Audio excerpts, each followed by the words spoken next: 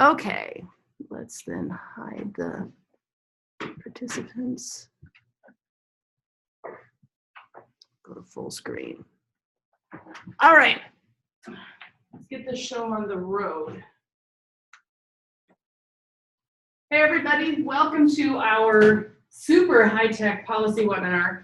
We're still managing Zoom ourselves, but I think that we have this set up now so that if you are seeing like a Hollywood Squares view, go up to your upper right-hand corner where it will probably say speaker view.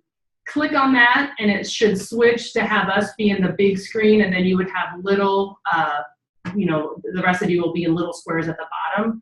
And then if you go to full screen, it should show us mostly on the screen. We have you all muted right now to keep the problem of like everybody else hearing you burp or whatever other embarrassing things that we know you all do when you're in your offices. When at the end, we will unmute you and just have a free-for-all. But for right now, we're going to try to keep everybody muted so that everybody else can hear.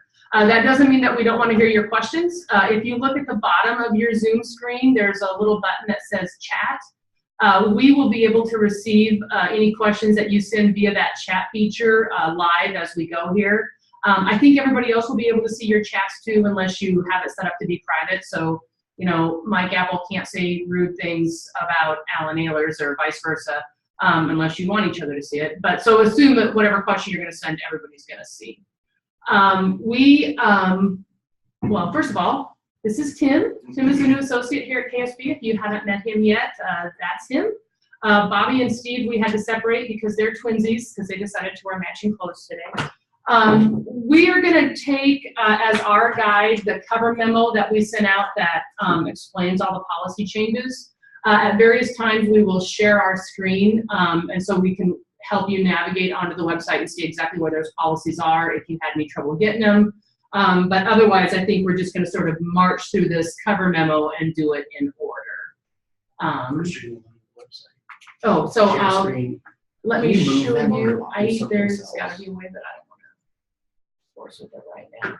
So let me show you. I'm going to share screen and show you how to get onto the policies on the website. So if you go to ksbschoollaw.com, this is our new website designed by Tim, and it's really fancy. We're really proud of it, and we're hoping it makes your lives easier as far as being able to especially load and unload policies. So if you want to get this year's policy updates, you navigate to this policy service tab, log in.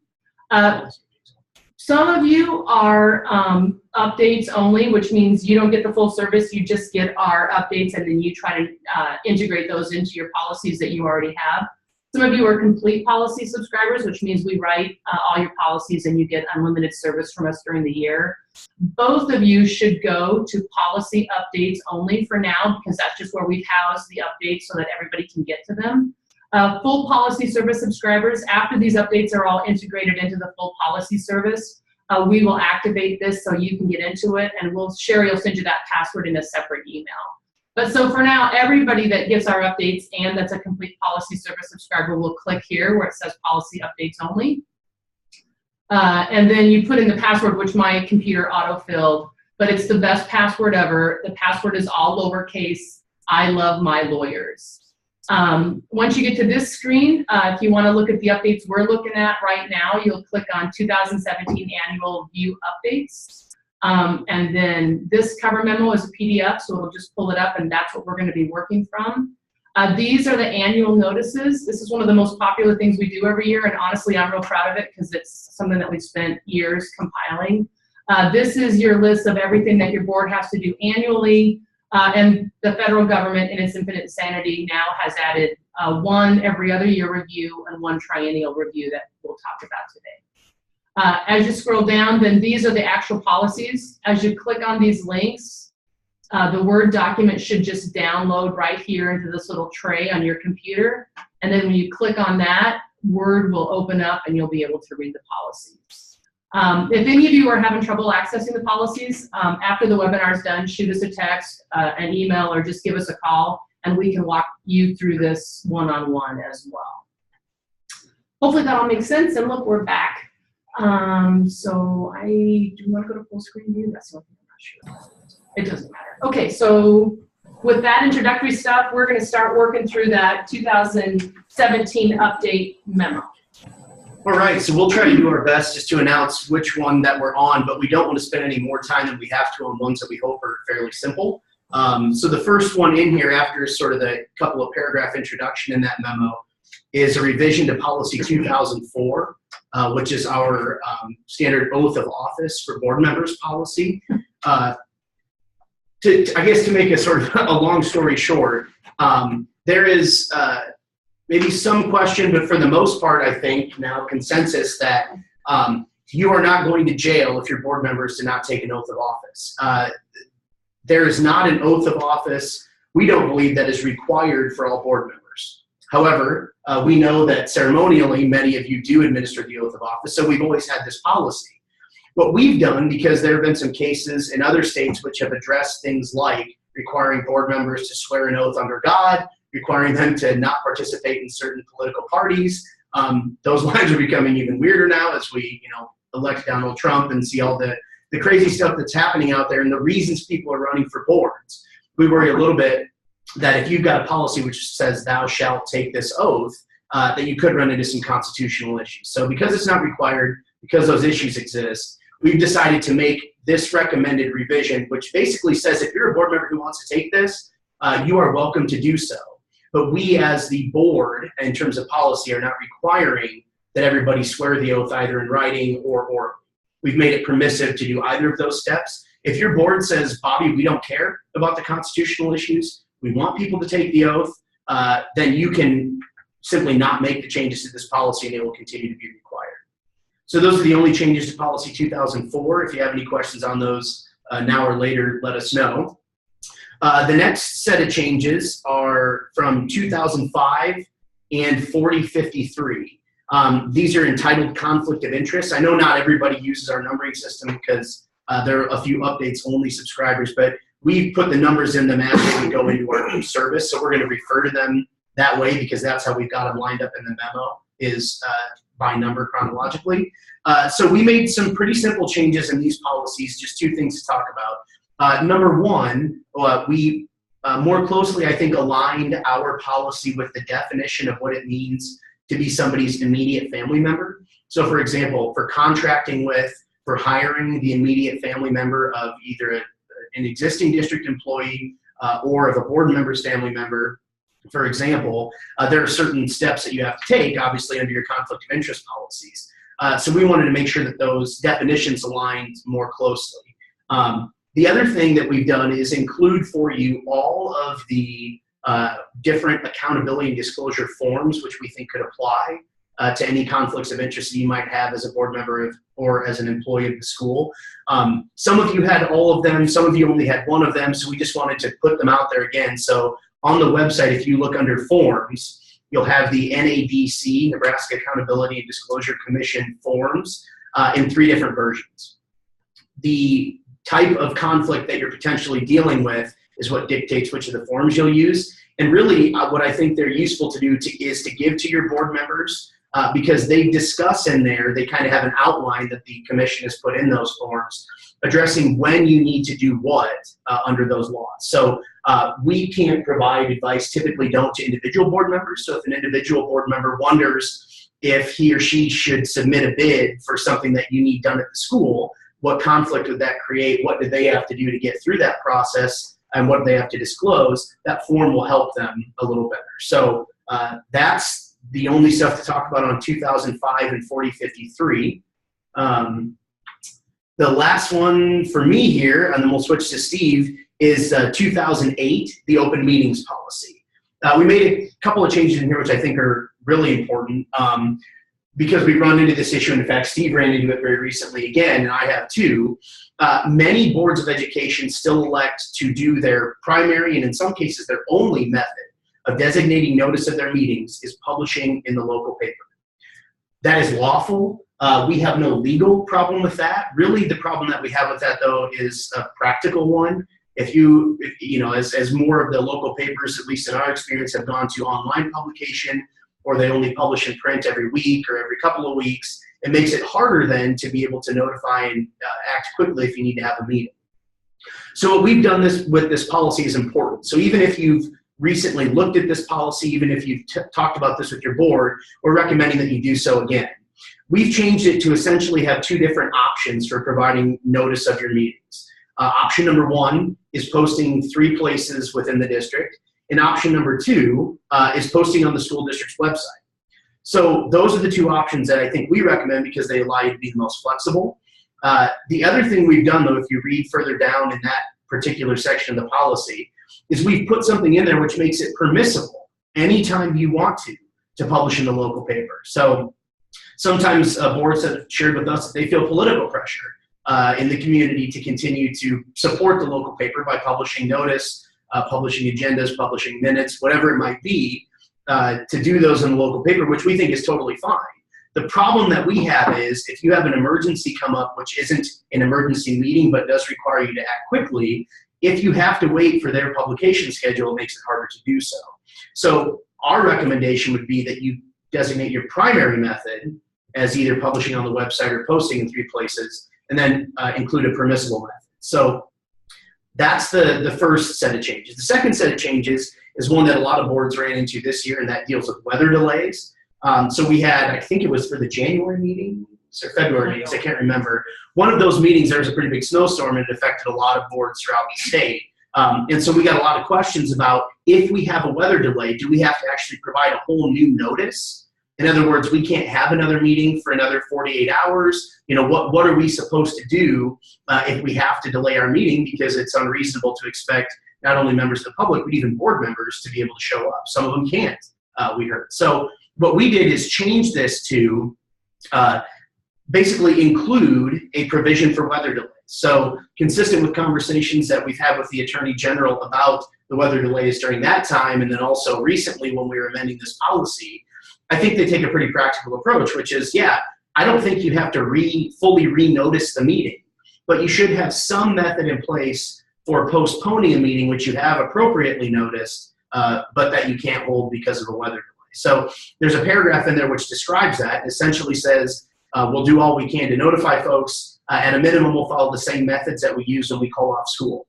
So if that's making a couple of calls, if that's putting out an all-call through your communication system, notifying local media, whatever it might be, if you follow that method, we're going to argue that that's a reasonable way to say you're going to hold your meeting on a Monday night, big snowstorm, can't hold it until Tuesday night. We're still going to try to hold it Tuesday night by following that weather delay method versus noticing a whole new meeting. So those are the primary changes for that. If you have any questions on those, let us know. I'm trying to see, do we have any up here? We do. Does a Facebook page work, or does it have to be the web page?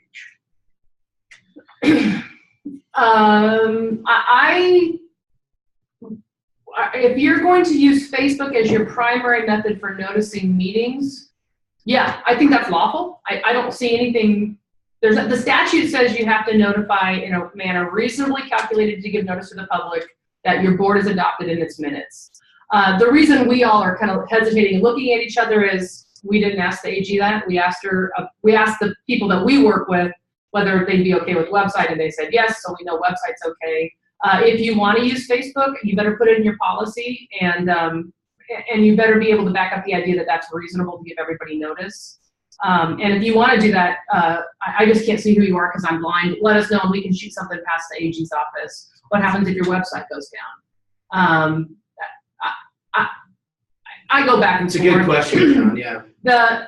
Pretty much all of our business world is governed by the internet now, so I don't think it's reasonable to say, what if the website goes down? It's like, what if there's a hurricane and it blows the notice off the front door? Having said that, front door is old school, and everybody understands that you've noticed a meeting that way. So if you got kind of a crabby public or a public that doesn't use the internet, I think you could do that. Paul Pastolka, your comment is much appreciated and completely truthful.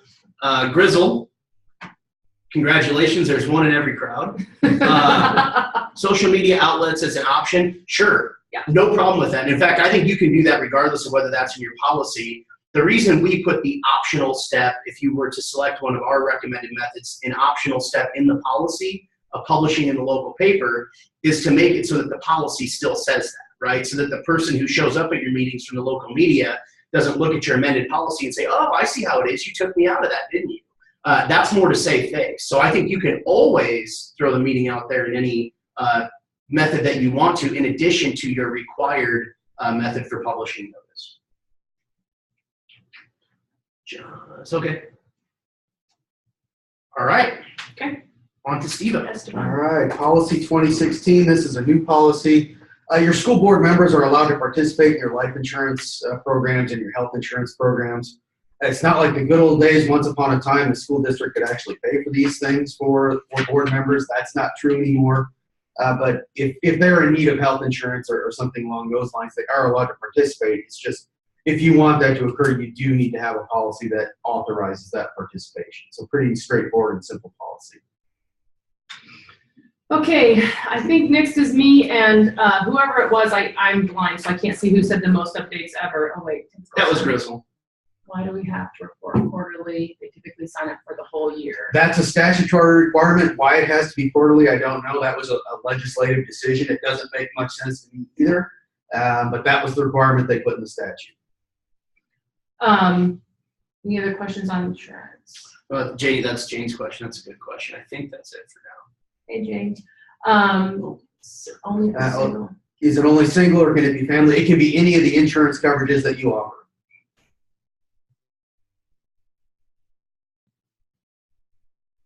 All right. If there are other questions that relate back to policies, we can circle back to. You bet. It can be in the superintendent's report. It doesn't have to be on the agenda. I guess I'm not sure. The quarterly report, I think. Oh, the quarterly report.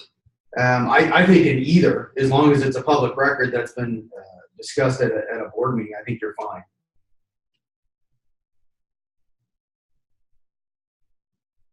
All right. Yeah, we'll keep coming back to them at the end if there's any we haven't hit. But.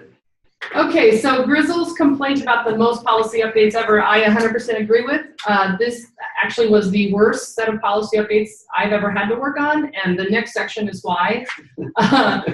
In 2000, let me just back up and explain how we got here, because getting that 5,000 foot view, to me, makes things make a little more sense. So in December of 2014, the Office of Management and Budget in DC adopted a whole new big book of regulations governing how anybody that receives federal funding for anything has to record and document all of their, the fact that you got money from the feds. It happened in December of 14. There was a 2-year grace period to give agencies time to get involved. And then because it was like mid-school year, really the 2017-18 school year is the first year that we're really having to put our arms around these EDGAR regulations.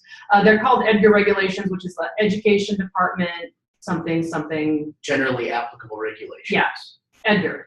And if I ever meet that guy, I'm going to punch him in the face. So the EDGAR regs are actually in a book that's like yay thick. And as I've gone to conferences and tried to listen in and learn about the EDGAR regulations, the form policies that like national attorneys are putting out are 50 pages long, and a procurement handbook, and it's just like so overwhelmingly complicated. But those of you that are getting questions from the Department of Ed, the special ed people, John Marcucci, if you have somebody auditing your food program and they ask you for your food code of ethics, weird title questions that you're getting from title auditors, those are all coming from the fact that these EDGAR regs have been adopted. Now, the person that's doing the auditing doesn't always know why they're asking for this stuff. They just know that they got a checklist that said, I have to ask for these things. So if somebody's asking for something from a federal program, just know that that's probably stemming from the EDGAR regulations, and that's why all this changed. So we really struggled with how to make these changes most useful. We love each other now, but we didn't for a while. But so here's how we decided to lay it out, and I just hope and pray that this will be useful to you guys. So first, I'm just going to go through the policy revisions in order in the memo. We also have had a bidding policy and a procurement policy for a long time, but we had talked in the past about the fact that we thought that they kind of overlapped. They weren't as clearly segregated as they wanted to.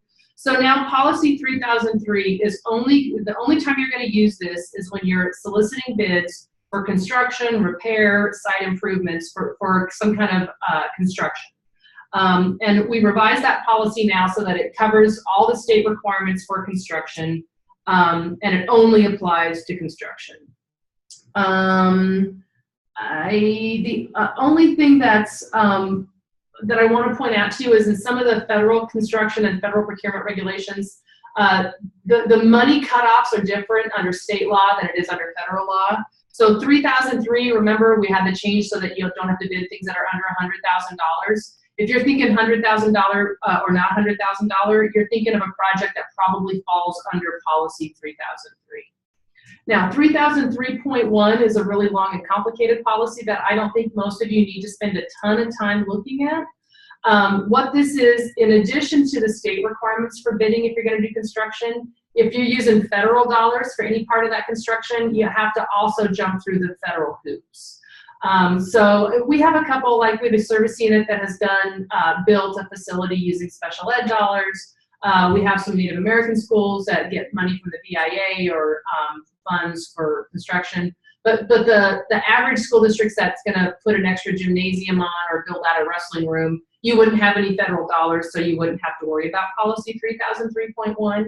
If any of you are going to undertake construction that's funded in part with federal dollars, please call us so we can walk through this policy with you. But I think it's a good idea for everyone to have it on the books for two reasons. One, who knows, there may be some new big federal grant program like we had with the ARA funds when Obama came into office. And two, you never know what the program auditors are looking for. So if somebody ever shows up with a checklist that includes the construction stuff, you can point them to 3003.1. So that's what 3003.1 is. 3004 is going to be your general procurement policy. This is the policy that everybody's going to follow when they're buying textbooks and iPads and markers and all of the junk that schools have to use. It's not changed a ton from what your policy was before, but I really think that you should get this in front of your staff so that you have reminded them about what your process is. We added an introductory section to make clear that this is all the stuff that we're buying that's not federally funded so that nobody gives you any sass when you're not following the federal rules for buying notebooks. The next sections are the same. In the fourth section, we do have sometimes staff members freak out because they know there's a board meeting Monday night, and so they bring you receipts and stuff at 5 o'clock on Monday. And then when you tell them that you can't reimburse them, they're mad because they're gonna, not be able to make their credit card payment this month. So your board should take a look at when they want to require receipts to be turned in time for you to get whatever reimbursement is required onto your list of claims. The other blank that your board is going to have to fill in this paragraph in policy 3004 is at what dollar value you're going to require your staff members to go out and solicit quotations. Let's say that you're going to have a basketball camp starting on Monday, and your basketball coach knows that we have extra kids signed up, so we're going to need 3 more basketballs. You need to say whether or not you're just going to let that dude go to Walmart and buy some basketballs, or whether he's going to have to get on Amazon and find 3 or 4 different price quotes before he can purchase those basketballs. The federal procurement regulations distinguish purchases of $3,500 and less as micro purchases. And that's the cutoff that the feds say you don't have to get bids and estimates for. So we think it would be easiest if you also had in your regular state-funded procurement policy this $3,500 cutoff, so to reduce the number of categories that you have to keep in your mind. But some board members really want to look after the dollars and cents, and so they may want staff members to get quotes if they're going to spend more than $500 or $200. Your board absolutely has that power. I think it would be easiest to pick 3,500, but that's a board level decision, and so you should run that past your board members. Other than that, I think policy 3004 is better as we revised it. I think it's more clear about what it applies to, and I think that again that you should get in front of everybody maybe at your back to school in-service. Policy 3004.1 is where most of the action is on these EDGAR regulations. The weird questions that you're getting about where your suspension and debarment is, or all of it should be, if they're asking questions that you don't know where it is probably in 3004.1. We've numbered these as 0.1 so that they always stay together, so your procurement and your construction will always be numbered together, and so that's why it's a 0.1. I don't know how much of this to run through, except I'll just kind of hit the high spots. The EDGAR regulations distinguish between micro purchases, which is a purchase of $3,500 or less. And if it's a micro purchase, you don't have to get bids or quotes. You are supposed to try to spread the wealth around and use, give your business to different people under your micro purchases. Most of your boards do that, and I'm not worried about it. So that's micro purchases. Then there are purchases between $3,500 and $150,000. Those are called small purchases. A quick footnote right here. Some of the food program auditors from the Department of Ed were telling schools at the end of this school year and into the beginning of the summer that if you spent more than $50,000 on your kitchen and food program, that you had to follow the large purchase protocols. That's not true. It was a misunderstanding that NDE had, and we were able to work through that with them. So if any of you have had anybody say to your kitchen people that $50,000 is the magic number, it's not. It's $150,000. So between $3,500 and $150 is a small purchase. You're able to follow any kind of regular procurement process that your board has approved. So in this policy, then it drives your kitchen staff or your sped staff back to your policy 3004, so that hopefully everybody's following similar purchasing protocols for those like in the middle purchases, or what the regulations call small purchases. Then if you're going to spend more than 150 grand, you have to jump through all the, with federal dollars, you have to jump through all the hoops for federal procurement. That's going to apply to most of you only if your food service program spends more than $150,000 annually.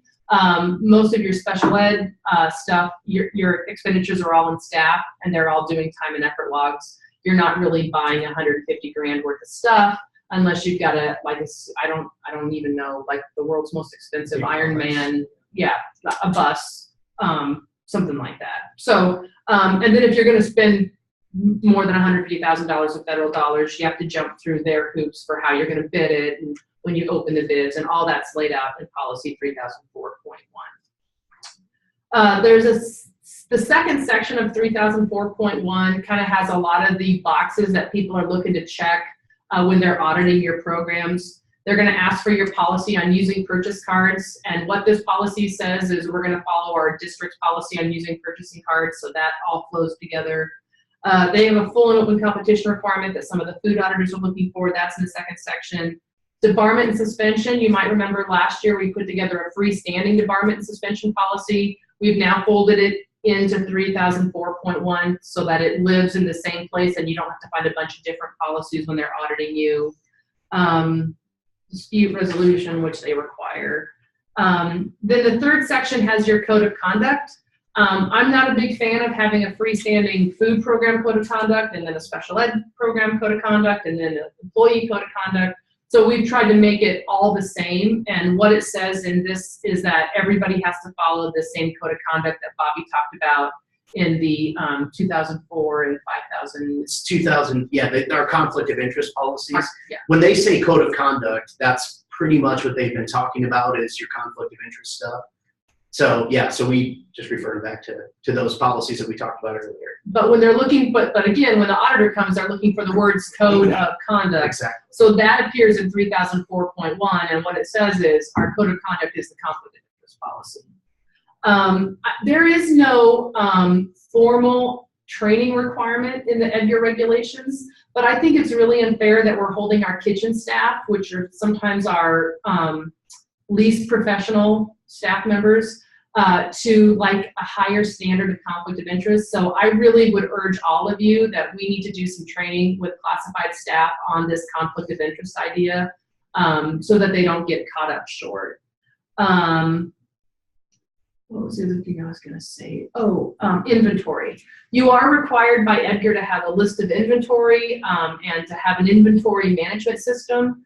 3004.1 includes your inventory management system. You are going to have to require, and my guess is this is going to be either your head cook or your spend director or the two of them together. They're going to have to put together a list of all the inventory of everything you've purchased, and you have to review that inventory list every 2 years, which is weird because nothing else is every 2 years, but now we have an every other year obligation.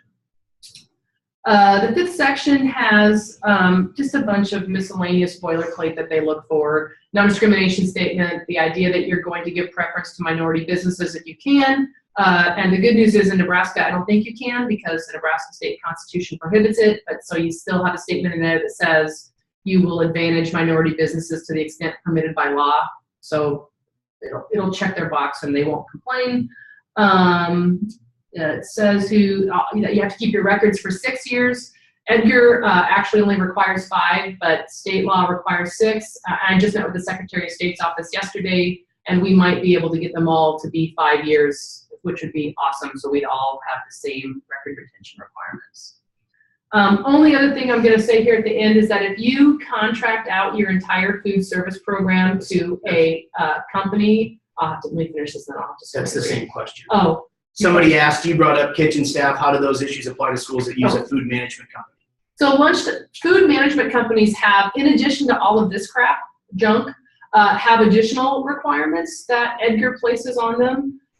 Someone like Lunchtime Solutions should have all of that stuff covered, but you should definitely have a conversation with your food management company and say, hey, we're adopting these policies. We know there's additional stuff that's required of food management contractors under Edgar, and you got that, right? But I don't think your training obligation is going to run to employees that are not your employees. So I would just use your food management company to make sure that they understand that they have this code of conduct stuff. But the companies that I've dealt with, just very casually, they're all over it. This is their bread and butter. So this didn't sneak up on them. They've known this was coming. What's your definition of inventory? Thinking food service with a consumable item. You have to have a list. Milk. We ordered 500 cartons of milk. We sold 400 cartons of milk.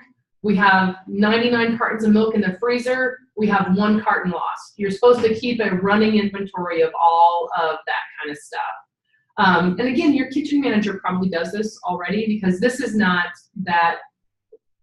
The way they're requiring you to record keep and report is different, but we've always kind of kept track of the stuff that we bought. But yeah, your consumable items, you're going to have to be able to account for the goes-ins and goes-outs, if you know what I'm saying. And then you're supposed to review that list of ins and outs at least once every 2 years.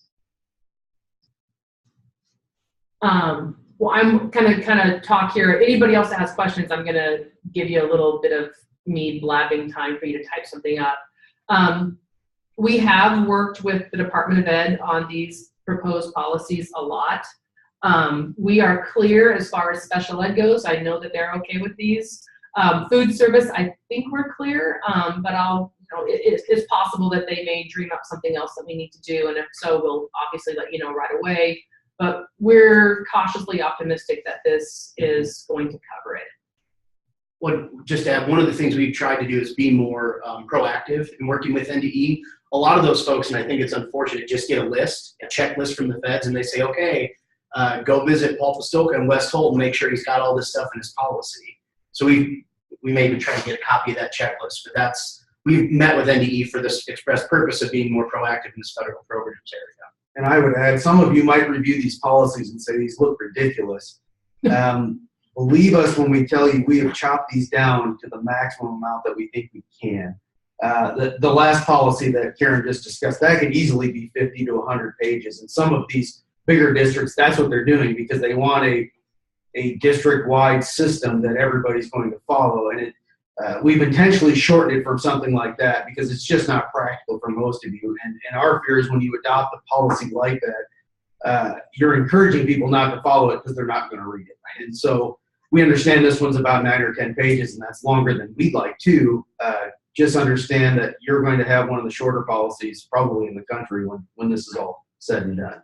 And we probably spent between us 100 hours just getting it shorter.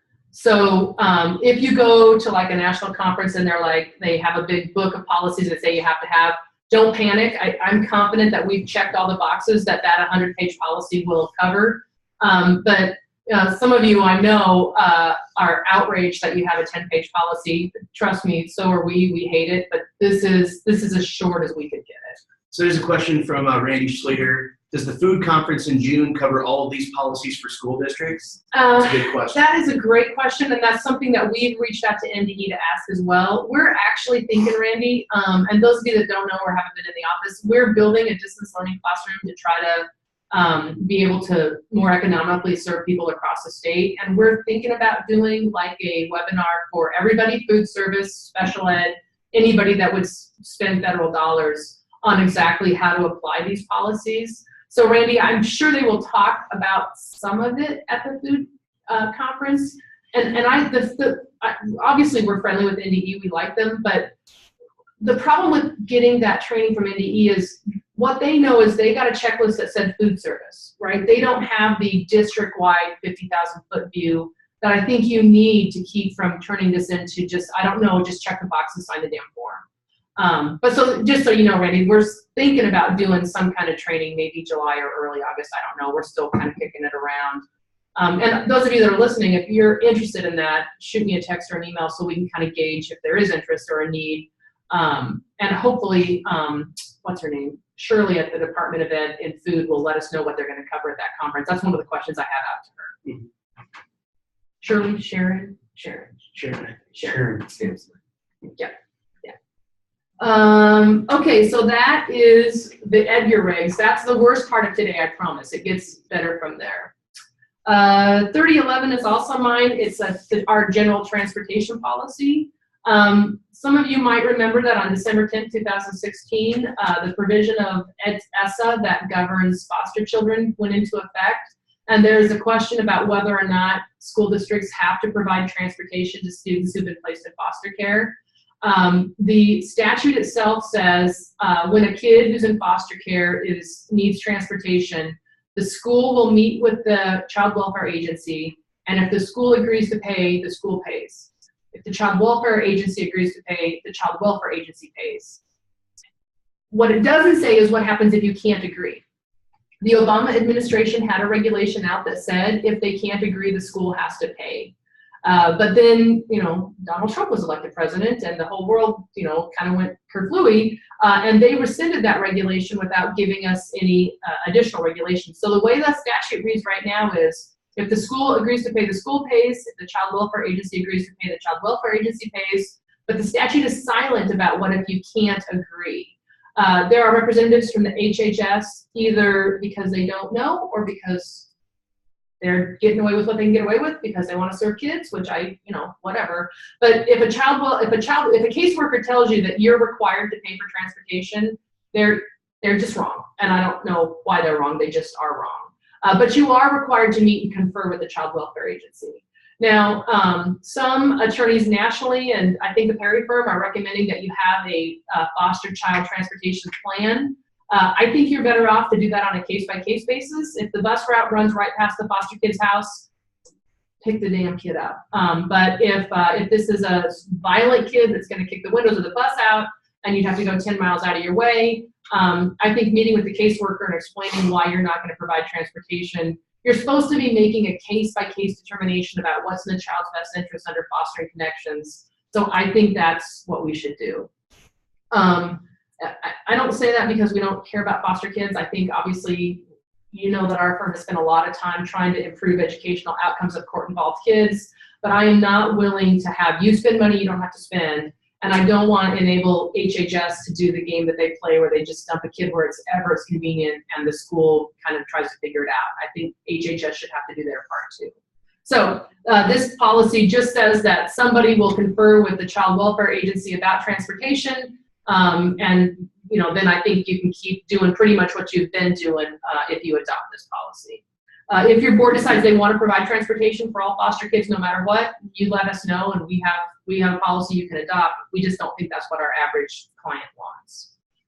So that's policy 3011. The next on the list is 3033. NDE revised Rule 4 to make the definition of textbooks that you would have to loan to a homeschooler really, really broad. And I have the definition. We dropped it into the whole memo. I don't think that's really going to matter all that much because the timing and the way those requests works is still the same. So the homeschool parent has to give you the request by November, or by January, you have to submit it to NDE by February, And if there's no money, then you don't have to give the homeschool family the item.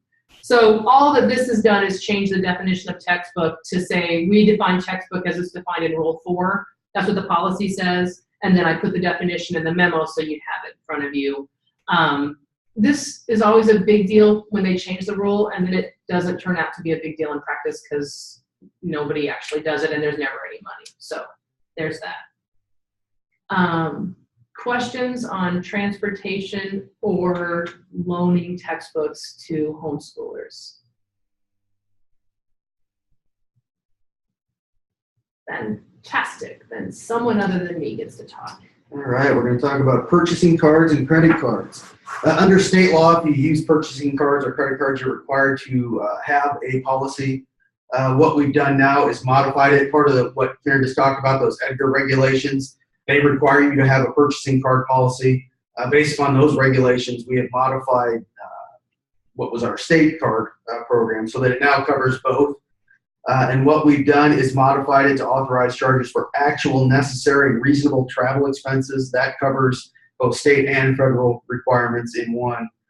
We've also included a blank to have standing authorization for other expenses. So, I don't know, for example, if you want to have, you don't want to have to approve conferences up to a certain amount, you can just have a blank authorization giving teachers or administrators the ability to register for conferences up to a certain amount. We've added a blank, a maximum amount blank for a single day so that somebody doesn't go off and go crazy. So even if it's authorized, they're still going to be limited by how much they could spend in a single day. And again, these were added to comply with those federal requirements. But this has been a long-standing requirement that you have a policy for this by state law. Many schools did not, and there are many schools that still do not. But you are required, just keep in mind that if you have a credit card anywhere for anybody, whether it's just a gas card or a straight out Visa or MasterCard, you have to have this type of policy. The only thing I'll add is that both the state and the federal statute call them purchase cards. I think that's to include credit and debit, which is confusing, but that's what that is. Preloaded, yeah. Those of you that are texting me about my hair, thank you. I'll talk to you about my hair if you're going to be at the conference on Friday. So that's what I'm looking at. Thank you. Those of you that are texting her about her hair, stop it. Don't encourage this behavior. All right, 3038. This is just a note that we deleted this policy. That's now in the EDGAR regulation policies that we talked about here today.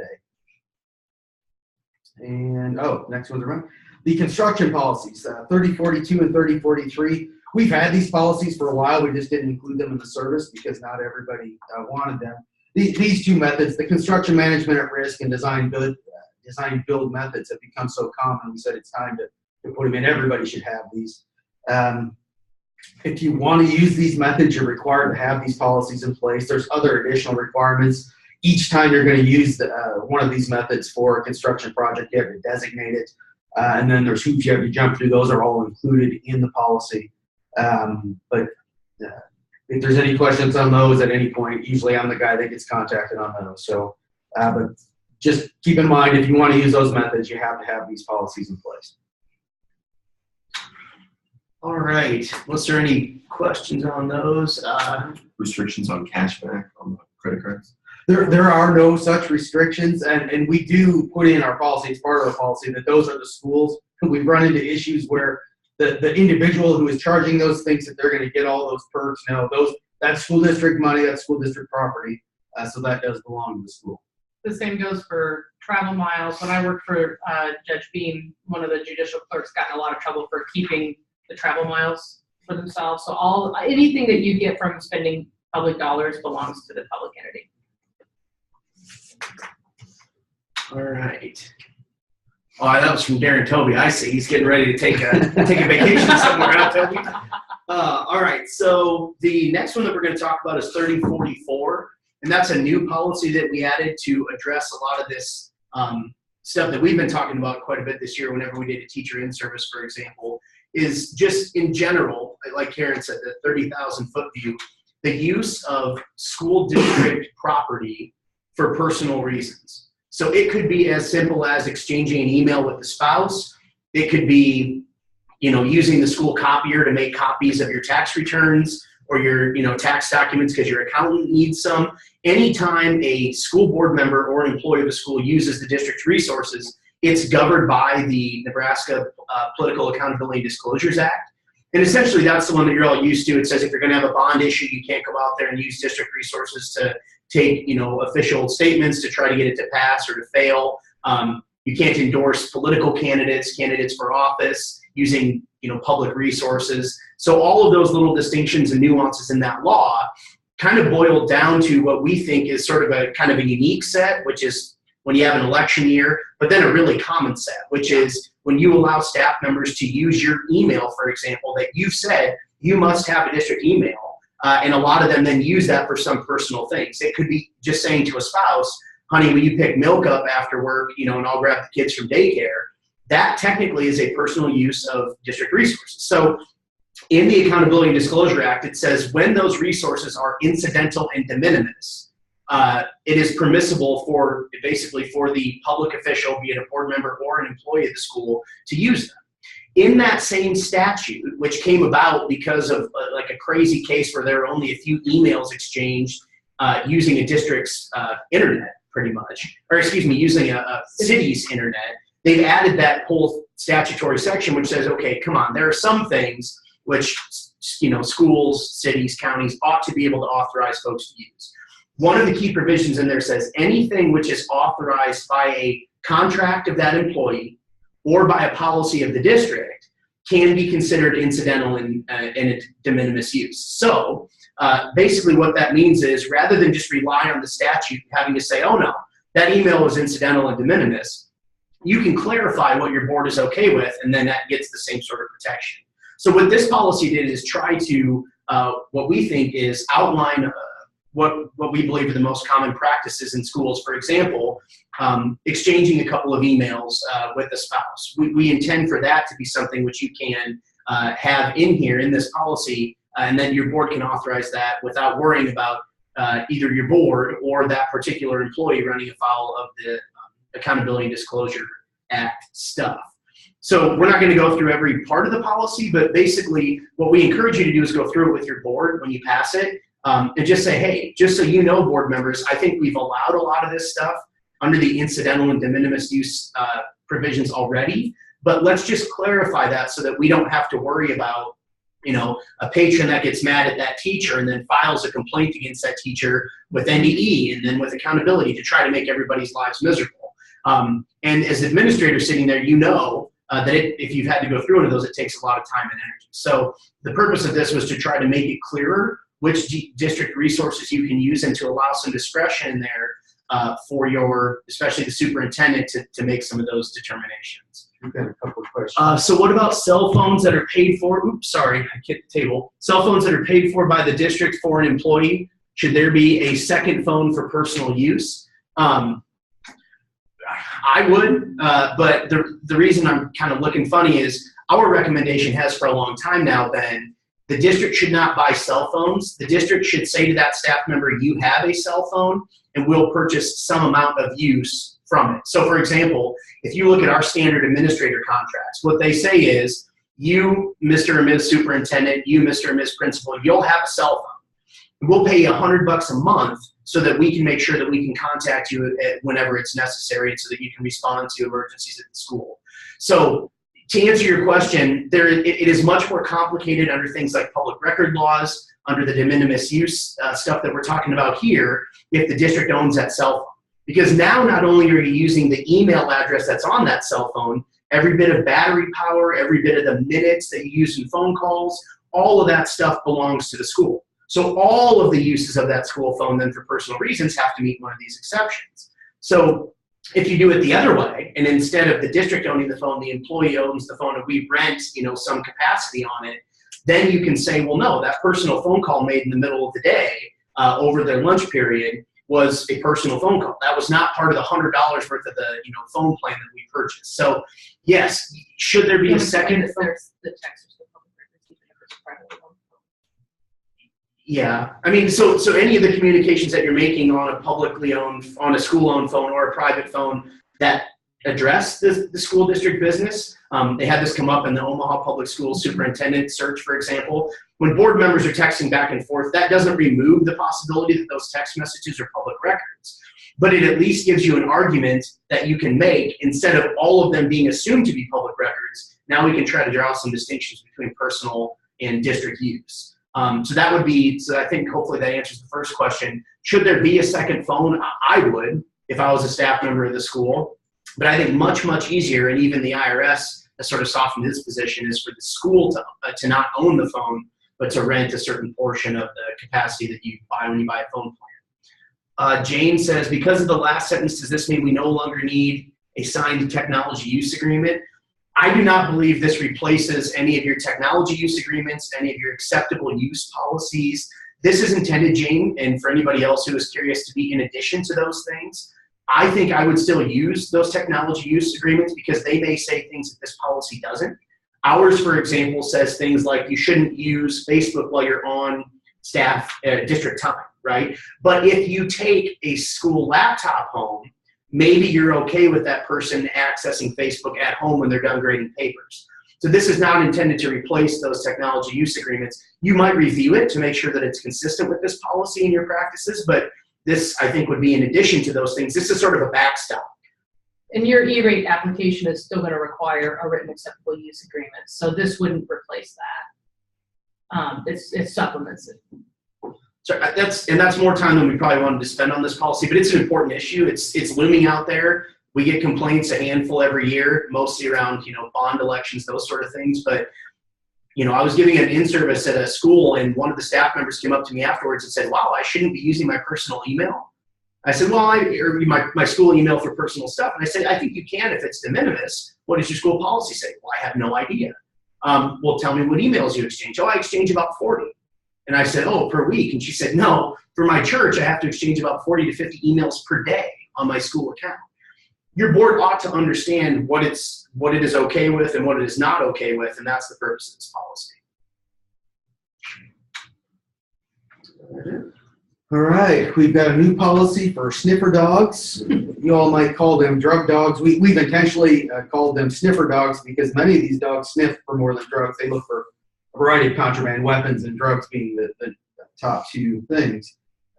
We've had a lot of districts add this and a lot of policy subscribers ask for this. We finally decided we're going to add the policy. It's not required. If you use these types of dogs, I would strongly encourage you to have a policy. And number two, disseminate it to everybody, employees, parents, students, so that they're aware. Courts really like it if you've given them notice in advance that this is what they do, this is how they do it, this is what they're looking for. So we suggest you include those in the handbooks. It's pretty straightforward. If there's something in there that you do or don't do, and you have questions about that, we'll be happy to answer it. This is the one we recommend. Not all of these provisions are required. Some are. Number one thing we can say is don't let these dogs sniff the people.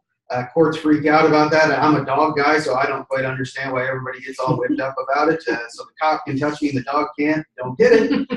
But it's a big no-no in court cases. They don't want the dog sniffing the kids. So if they're in the room, you bring all the kids out, make them leave the backpacks in the room, and then the dogs can go in and sniff there. But don't have dogs sniff any people. Service animals again. Okay. Service animals. This is an old policy with a new number. When we first adopted this policy, it was because we were getting requests from parents for the kids, for students. But the law itself actually applies pretty much to everybody that is going to come into your school with a service animal. So we put it into the more general section of the 3,000 series instead of the 5,000 series. We didn't make any changes to the policy itself other than make clear it's going to apply to everybody. We did change the service animal request form. When this first came out, there was 2 questions you were allowed to ask, and then there was certain information you were not allowed to ask. But left out in the questionable area was, well, can we say, hey, you have to have homeowners insurance or some sort of liability insurance that's going to cover any accidents that occur with this dog? And so we had that in our initial form. Some people in our firm are a little more cautious than I am. Now, we had one rinky-dink court out of Florida who said, hey, you can't ask for liability insurance information. And so everybody nationwide has kind of taken the approach of it's more hands-off. We know what OCR would say. We know what all the federal agencies would say is we don't want you to put anything in place that would discourage anybody from trying to exercise this right or this service. And so just out of an abundance of caution, I don't want our service, we don't want our service to be the one that gets you in trouble for asking for something you shouldn't ask for. So we've taken it out. If your board wants to be aggressive and keep it in, give us a call and we can talk about it as long as they understand there's a potential risk to it. We haven't had any court that applies to Nebraska say you can't ask for it, but really doesn't matter. I mean, the big issue seems to be for the people who look at this is, are you requiring proof of liability insurance in all these other situations? And if the answer is yes, then I think you'd be okay in this situation. But if you're not doing that in other situations, you probably are asking for trouble in this circumstance. You allow miniature horses. Can I bring my Clydesdale? Jack, I'm sorry. The exception is only for the small miniature horses, not Clydesdales. That's why I can't bring Bobby as my service animal because he's too big. He's also not housebroken. You guys are going to need some new material at some point. Never gets old. More questions? No. Is that it? All right. At least one person participating on this webinar had someone request a service parrot. So you can joke about Clydesdales all you want, but it actually does come up. All right, the next one is me. This is a new policy. It's 3047 if you're a policy service subscriber. This is data breach response. Nebraska has a law in the books called the Financial Data Protection and Consumer Notification of Data Security Breach Act. And it was originally designed for financial institutions, but in the definitions, they include all political subdivisions, including schools, in the breach notifications. So basically, if there's an unauthorized access of private information, and they don't use the FERPA definition of personally identifiable information. They just say personal information. So the definitions are slightly different, but you can think of them as almost the same.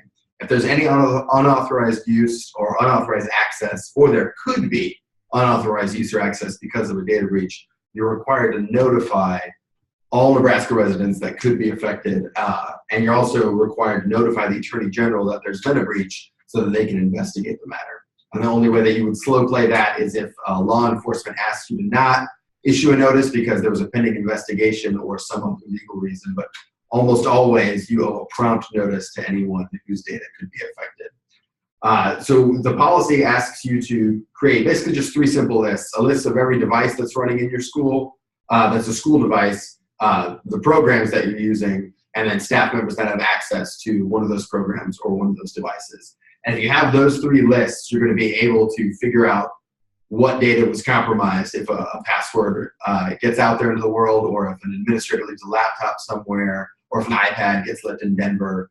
All those different things that can happen can be covered pretty quickly as long as you have those 3 lists, and we recommend that you update those annually. So with yearly updates for those lists, you should be able to track all of the kind of the different data silos that your school has and be able to respond quickly if there's a breach. I think data security is sounds really boring, but we're blessed by the fact that the Russians are getting everybody all whipped up about data security on a national level. So this seems like as good a time as any to really start emphasizing data security for students. All right, we have revised our notice of non-discrimination policy, policy 4001. We made 2 relatively small changes that could have some bigger effects. One, we changed the word grievance to complaint. We did that for the first reason, just to make it consistent across our policies. But 2, we had some wannabe lawyer teachers who were trying to use this policy as their grievance procedure when they had negotiated agreement complaints, because this one was better for them or they liked it better in their particular situation. And so we've made it clear, no, this is not going to apply in those situations. The other is we have the ADA requires schools with 50 or more employees to have a coordinator, an ADA coordinator. So we've simply piggybacked on, we already have to have 504 coordinators. So we've made the 504 coordinator and the ADA coordinator be the same person. They don't have to be. It just makes sense to us that they would be, since they're so similar. If you want to separate those out, if you're large enough, or for whatever other reason you want to separate those out into 2 people, you certainly can. And you just need a small change to the policy to make that clear. the reason it would make me nervous if you took them out is, I mean, if you didn't make them the same person, is Fry and other special ed cases are making clear that special ed students have ADA rights and 504 rights and IDEA rights. So if you segregate out your ADA coordinator from your 504 coordinator, you could have potentially 3 different staff members who have to deal with the same request from the same student. All right, don't see any questions on that one. The next one is 4010. That's for inclement weather. Really, all we did is add a second option to this policy. Our policy used to say that it was basically everybody had to report unless the superintendent said you didn't. And a lot of folks that have started to implement our policy service told us, well, we actually take the position that when we call off school, nobody has to show up. For example, if the roads aren't passable for our buses, we don't expect our staff members to drive either. So this policy simply asks your board to make a determination between the first option, which is everybody has to show up unless they're told otherwise, or the second option, nobody has to show up unless they're told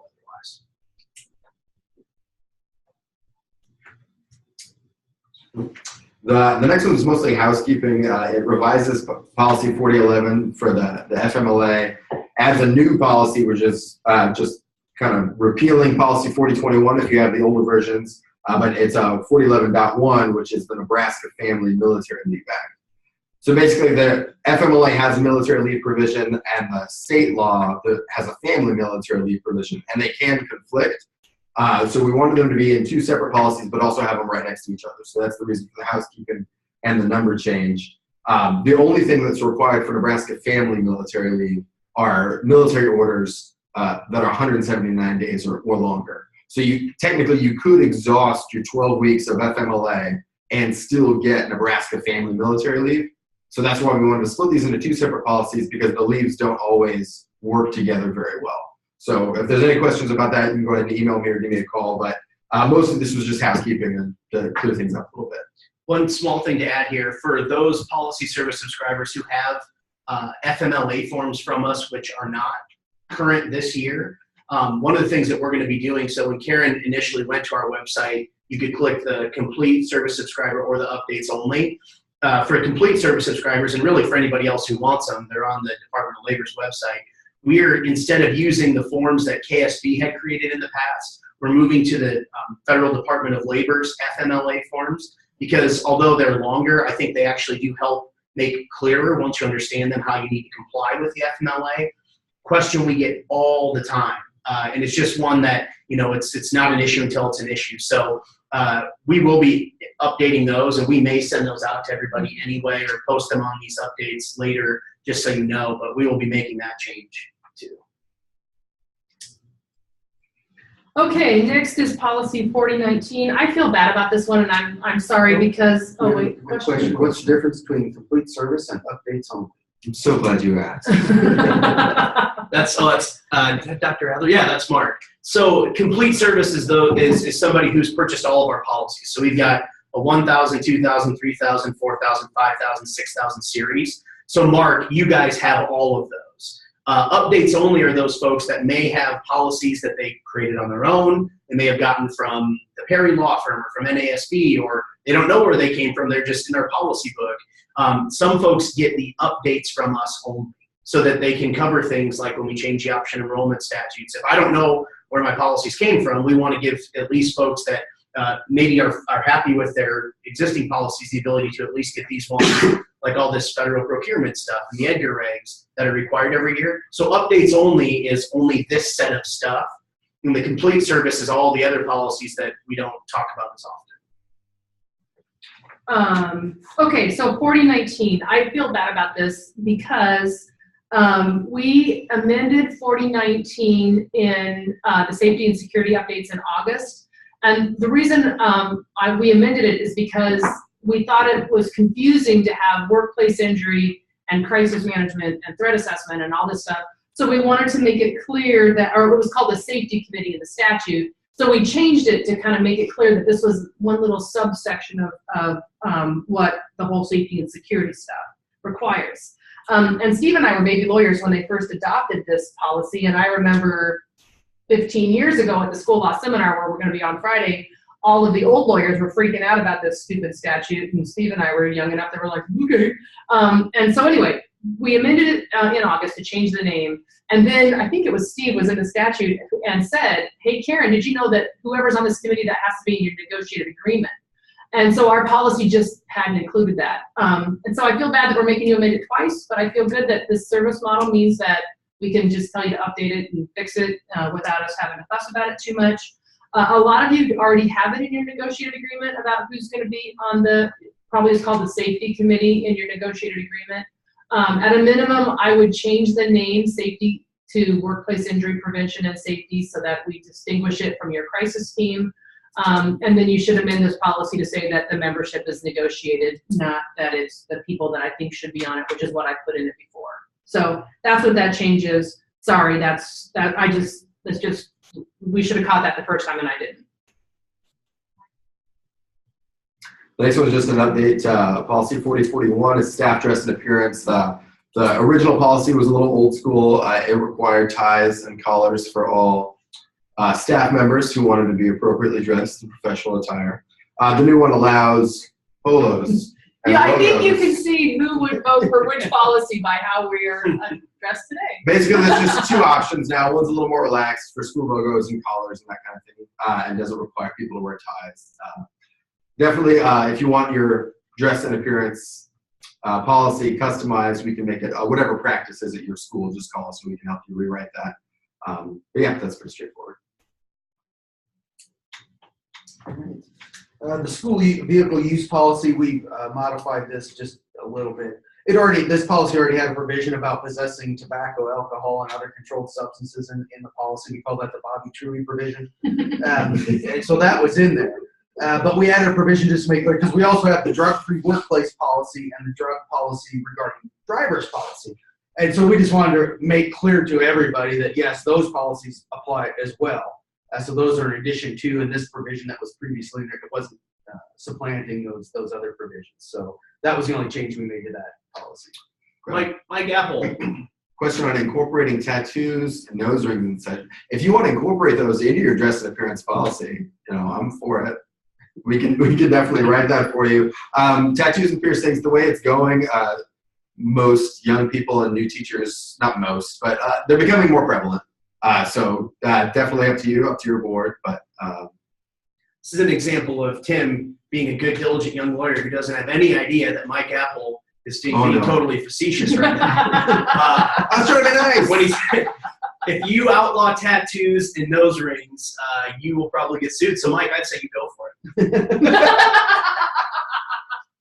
All right. Can Southern Valley get some KSB polos? We're working on it. You relax, Toby. We'll talk about it at some point. Okay, policy 4061. This one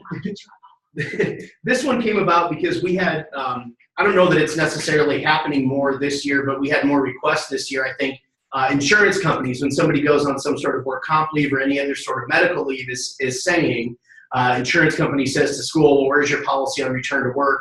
Where's your form on return to work that we can send to the person's treating physician? So we've dealt with it this year a couple times in the workers' compensation context, but essentially, what is it that we're going to require when somebody returns from one of those workplace injuries? And so we just added a policy which tries to help you address things like workplace injuries and then non-workplace injuries and illness. A lot of difficult situations where it's hard to have the conversation about, I understand you went through chemo, but what is the prognosis? What does that mean for purposes of coming back to school? Can you teach full time? What is that going to look like? We're hopeful that this policy, which we recommend that you put into your staff handbooks, and then the form that accompanies it will make having that conversation easier. And when your insurance carrier says something, it's like if you have ALICAP and they say, hey, where's your return to work policy, that you can now show them something. So I do not believe it was required by law. The work comp statutes, for example, have always said that until your employee reports a workplace injury, they're not eligible for work comp.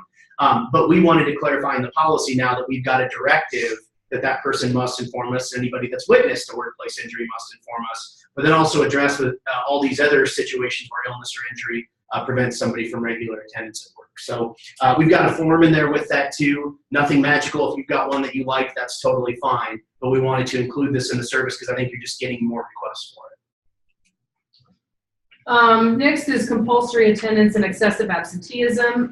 There are two versions of this policy, one of which I spent just an inordinate amount of time on, but nobody adopted. So I understand, I just still have hurt feelings. So one is a traditional approach and one is sort of the non-traditional approach. Neither one of them, though, addressed the question about whether or not a student who was parenting could have an excused absence when the baby was sick. Some of you know that I'm a Title IX trainer for OCR. To do that, you have to get the slides sort of send it into this clearinghouse and they approve it. And one of the questions OCR was asking me was, are you training on pregnant parenting students? Yes. And do you tell your people that you're training that parenting students are able to be absent when their baby's ill? It's an issue that, candidly, we hadn't thought about. And I think to comply with Title IX, we 100% should allow students who are parenting an infant to be absent, excused absent, when the infant is sick. This has nothing to do with the stupid pregnant parenting policy that the ACLU pushed through, the Unicare, we'll talk about that later. But it does. In Vargas's bill, it also said in 427 that you should address absences due to pregnancy or parenting, but that's one of the reasons we've always said, yeah, we know we should address it, but that, yeah, anyway. And I don't know of a school in the state that if a student has had a child and is trying to continue with their education, that you aren't doing everything you can to get that kid to school. Anyway, regardless, the only amendment to 5001 just says that a student is excused when the student's illness makes attendance impossible or impracticable, or when the illness of a child who the student is parenting makes attendance impossible or impracticable. I think that's a good revision. I would have done it regardless of the stupid Vargas bill, because I think it complies with Title IX, and now also when I do my Title IX training, it's been formally blessed. So that's what that change is. Not required, but I think you should do it. 5002 is admission of students. Well, so the 5002, 5002.1, 5002.2, and 5003, we've jiggled the numbers around. We combined some policies and we renumbered them. It'll be so much easier for everybody that is using our numbering system to change the numbers like this, because then they'll all track together. So we combined 5002 and 5003 so that you don't have to do two separate policies for a kid who's graduated and a kid who hasn't, or a kid who's over mandatory attendance age and a kid who hasn't. That's the only major change to 5002. Now 5002.1 we've left as a 0.1. It used to be 5002.2. Can we require medical verification from the doctor? Yes. Oh, yeah. Yeah, you can. That's John. Yeah, it depends on which of the circumstances. If you're the FMLA, for example, that's going to be a separate form that we just talked about, those new FMLA forms. But for attend With the kids? Oh, is he talking attendance? Oh, sorry. I thought you were going back, John. My bad. If it's FMLA. If it's FMLA or work comp, if that's what you're talking about, maybe send a follow-up message. Are we talking about students' attendance, medical verification, like with a child of a student? Oh, there you go. Yeah. Okay. Yes, the statute says when illness makes attendance impossible or impracticable. I don't know exactly what that means, but you can require medical documentation that the illness of the baby, of the child, made attendance of the student impossible or impracticable. The kid's got 103-degree temp, can't go to daycare. I believe that would make the attendance at daycare impossible or impracticable, so the parent couldn't come to school. But yes, and it staves off an issue that some people have asked us about now under this Vargas bill. What if the kid says, well, I can't get daycare, I need to be home with my kid all the time, or you think they're abusing the illness provision? Yeah, impossible or impracticable is the standard. So yeah, you can require doctor verification. Now, having said that, and John, our kids are similar in age. I've been there where the kid is puking for the third day and you're deciding whether to go to the doctor or not. I do have compassion for these, teenage parents that are going to be dropping money on a cab or doctor copay or whatever to get that doctor verification, but it would be lawful if that's what you decided to require. Okay, other questions on that? Student attendance, 5001.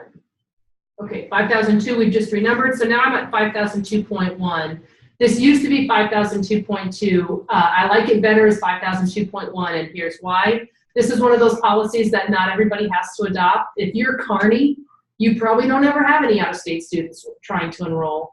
But if you're Sydney, you may have a kid from, what's that Colorado town? Lodge? Anyway, you know what I'm saying.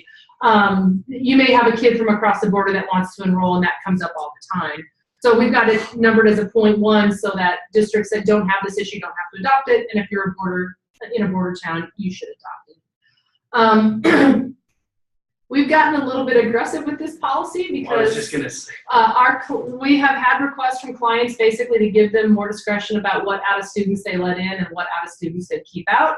Out-of-state enrollment is not option enrollment, so you have a lot more freedom in what you say you know, who you let in and who you don't.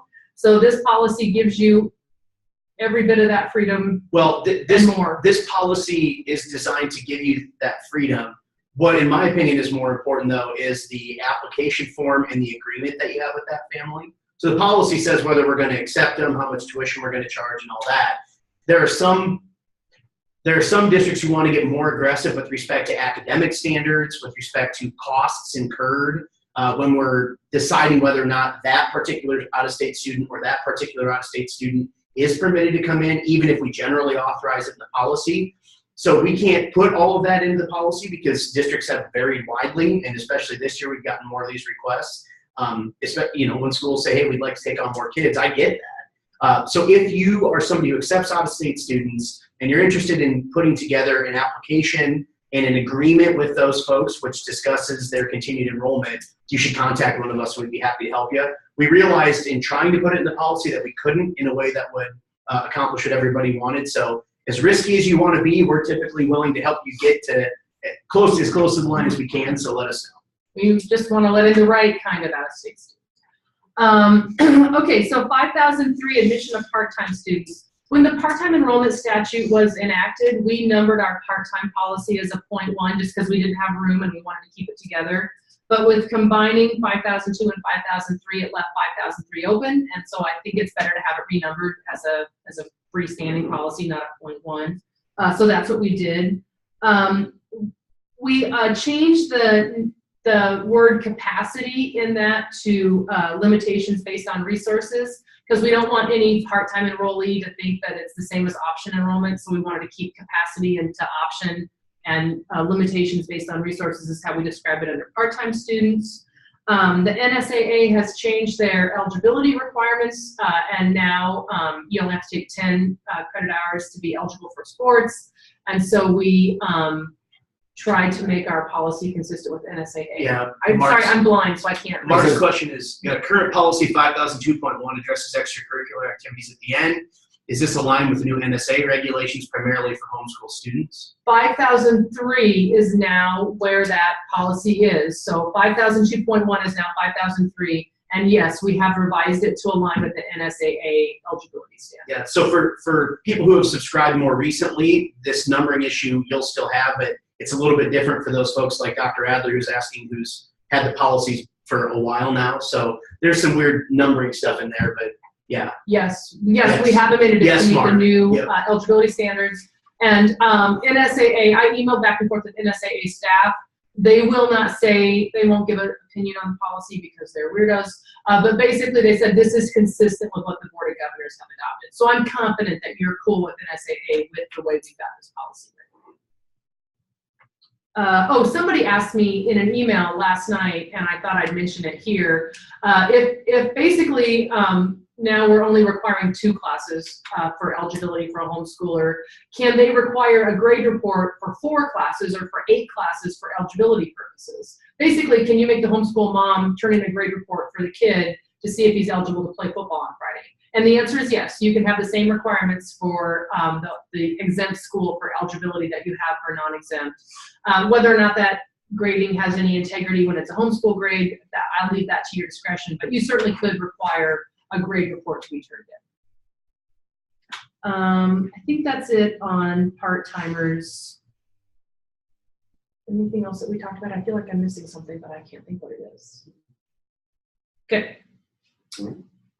Next is a revision of policy 5008 for LB 427 that was passed, pregnant parenting students law, to require accommodations for pregnant parenting students. Now, this isn't required this year. NDE is going to have a model policy that they issue in December, and then you'll have to adopt your policy by May of next year. But you can adopt this now and just kind of get ahead of things. So it's a preemptive move in light of the law passing this session.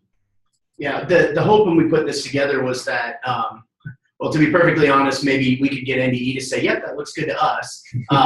But we'll still see what NDE puts out. We have had some discussions with Brian Halstead and some other folks over there about what they're intending to do with this now that they've gotten the directive from the statute.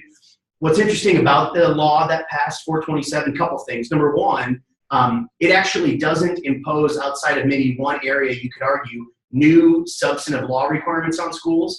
It says that NDE will have a model policy which will have all of these things, and that schools' policies must be consistent with it.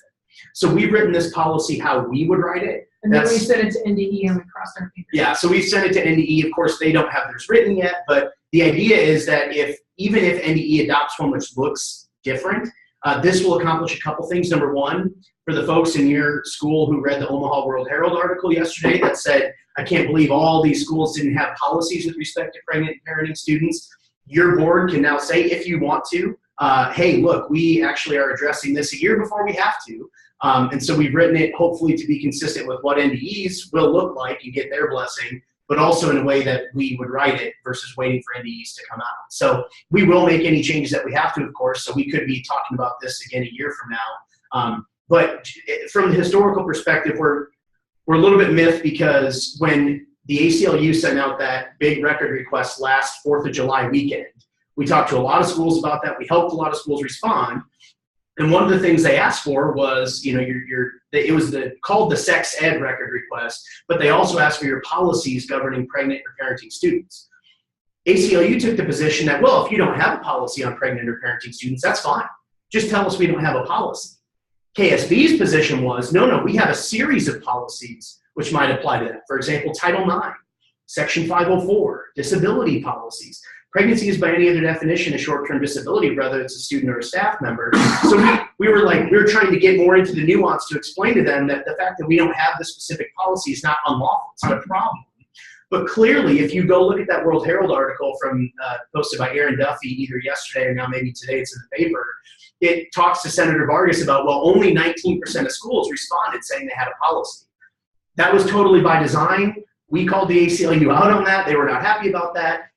But now you can see the product of that, which was a fishing expedition where they were literally hoping not to catch any fish for purposes of this legislation. So maybe, I know they approached a couple of different senators about doing the same thing with the sex ed side of things.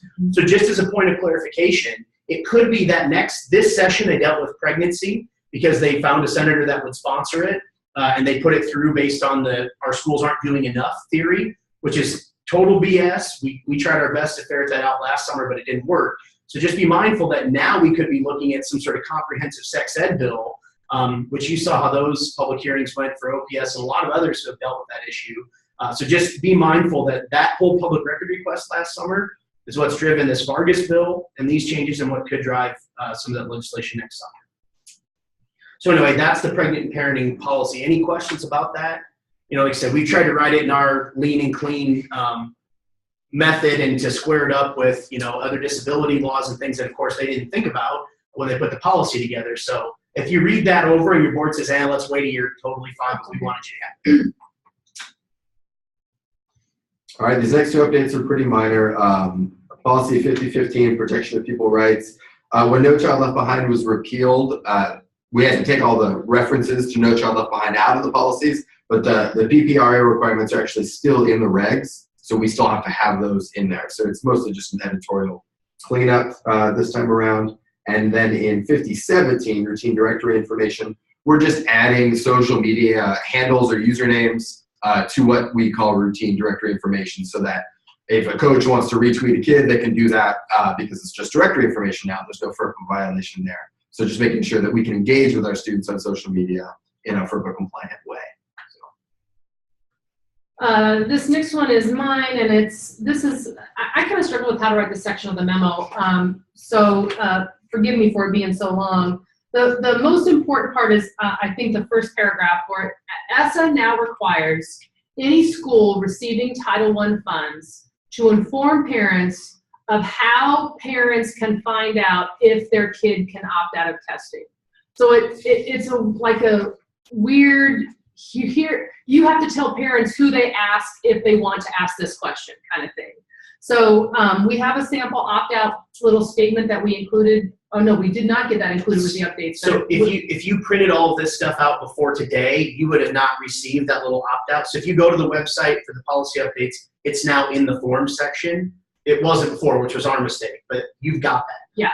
So and it's like a 2-sentence thing, and you can either stick it in your student handbooks or you can send it out as a freestanding thing. But basically it says, hey parents, if you want to know if you can opt your kid out of testing, check our policies.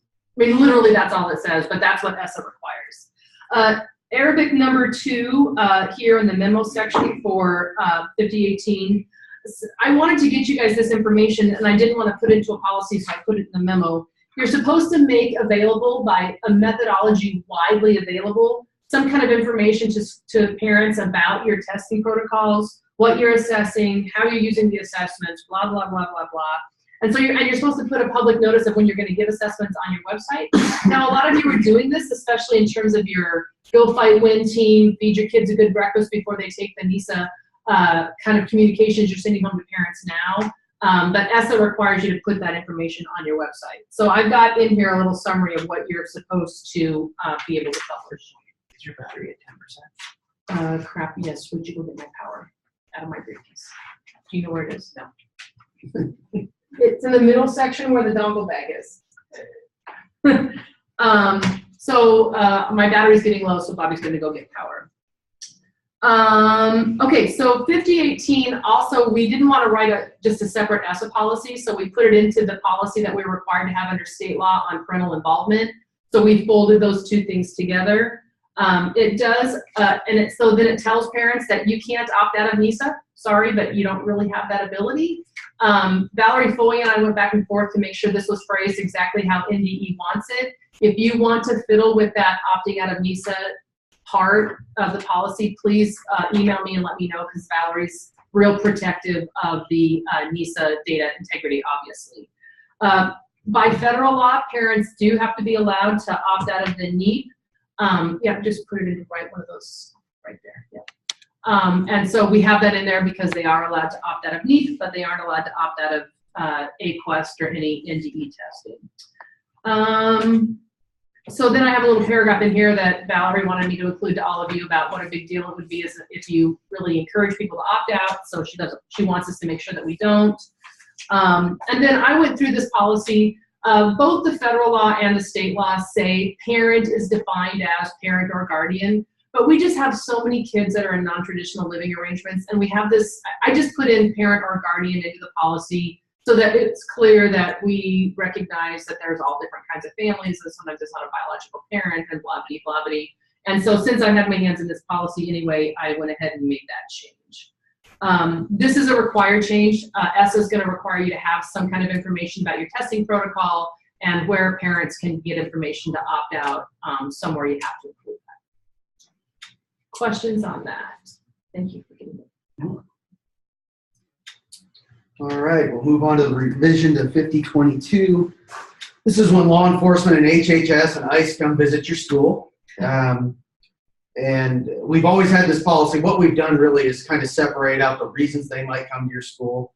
If we've had a crime committed at school and we called the cops, that's one category. If little Bobby Truey robbed the liquor store on Friday nights, that's a separate category. It's non-school related crimes. And then we've got the child abuse and neglect category. And we find many of our schools treat these types of visits differently. And you do have a great deal of rights as to how you want to do it. If you want to say you are not going to conduct any interviews here, you absolutely could say that. What we have found is most schools don't want to do that. For example, the most obvious is the abuse and neglect situation. We don't want to have the kid dragged down to the police station or taken somewhere else for that kind of interview. We'd rather they be somewhere where they're more comfortable, and quite frankly, where we've got school people who they are more comfortable with to be present. So we have drafted up two different versions. I mean, really, if you think about it, this is one the board really needs to pay attention to, and it's going to have to go through in detail and make sure it matches up with what it is you want to do and what it is you actually do. We've come up with two versions. One is, I call it the get off my lawn version. It's the people who don't come to my house, you're not asking any questions, get out. And it's to the fullest extent that you can say go away, it says go away. That's one version. And then on the other hand, we have what we think is the more common example. If we call the cops because something has occurred at school, we probably want them there, and we probably want them to get this resolved as quickly as possible. So in that case, we're going to say, yeah, come on in. If it's something that occurred off school grounds, hey, we're here to educate kids, not solve your investigation problems. Take that elsewhere. So to the extent that we can, we encourage them to go elsewhere to resolve those things. And the child abuse, like I said, you typically are going to want that to be on school grounds. But you could certainly change any of those as you see fit. But we make clear if they have a warrant or if they have an arrest warrant, hey, they get the kid. Taking the kid is different than actually interviewing them. And so we make clear in there when they can and can't do things. So I would just encourage you to review this and tell, and I know they have a lot of policies to review, but board members really need to look at this and make sure it says what you want it to say, because you do have a lot of variations, you have a lot of options, and you can make it as restrictive as you want or as unrestricted as you want, depending on whether you want to, please the parents or please the police or try to please both. And so we've kind of got the two versions, and you can have a multitude of variations on this. And so if you have any questions, please let us know, and we'll be happy to tailor it to what it is that you want to do. Two things I want to piggyback on that. One, these police interviews can get really political. It's not so much the idea of a police interview in isolation that's political, but there's an allegation of hazing. There's a very high-profile crime that occurred in town. We have people on this webinar that have had the cops show up to interview a kid about allegations that dad killed mom, right? I mean, this stuff gets real pretty quickly. And if you don't have a working knowledge of this policy, everybody's scrambling to look in the damn policy book while John Law's there, with an arrest warrant. So you really got to go through this with your admin team. And I think you should make your boards own this. Make them take the time to think about what they want you to do, because in the heat of the moment, they're gonna. I just don't want you to get blamed. I want you to make this decision not under crisis. So that's the first thing. Second thing is that Lynn Johnson. Some gunner asked. Oh, it's John Hawkins. It's John. Yes, John, everybody should know, back to policy, the parental involvement policy, which I think is 5018. This is one of those that you have to have an annual hearing on.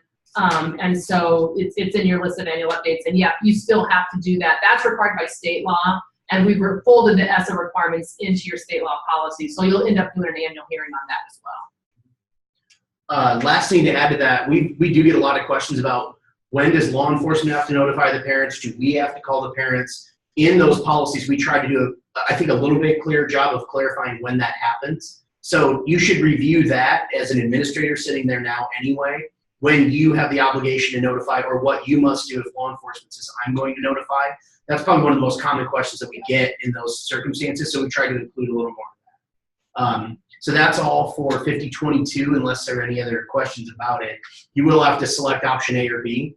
So it's kind of a little bit of our way of forcing you to review this now, is to pick one of those. But if not, we'll move on to 5063, which is just an update to our audio and video recording policy.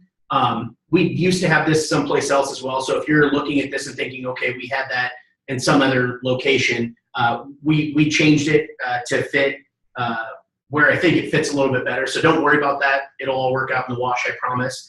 But really what we've done is clarify, because schools are using obviously audio or video recording a lot more. So whether it is, just your general safety cameras that you guys have up, your security cameras, all that sort of footage, it tries to capture basically with that what your practice is. So the first paragraph of that updated policy asks you to, for example, put in an amount of time that you believe, generally speaking, your capacity will last. So for some schools, I know it's 10 days, some it's 30 days, and I know it costs more to buy more of that storage. But because of the proprietary way that these companies set that up, there's only a finite amount of time where you're going to be able to have all that. So this, we hope, will kind of interplay with your FERPA policy as well, how you maintain records. And it says that it's going to go away as soon as it cycles out and the new stuff cycles in, unless we specifically go pull that off. We get that all the time in the student discipline context. Well, we want to see the footage. Well, we don't have it anymore. So unless you went and pulled that off specifically, you can hopefully avoid the student record issue. We address classroom recording by staff. We address then 3 categories of recording by students: prohibited recording by students, permitted classroom recordings, and then permitted non-classroom recordings. There was an advent for a while of special ed parents who would turn on a recorder and then put it in the kid's bag or put it in the kid's whatever binder that he was using for class, then send him in to record the teacher or the special ed room or whatever it might be. So this just tries to account for some of those issues, bring the policy a little bit more up to date with what we think to be practices, and clarifies that the policy did say, this is why we want you to make this change. It used to say that basically you can't record while on school grounds if you're a student, and we've had some pushback from parents who said, so if my kid's at the basketball game and films a last-second shot, I violated this policy.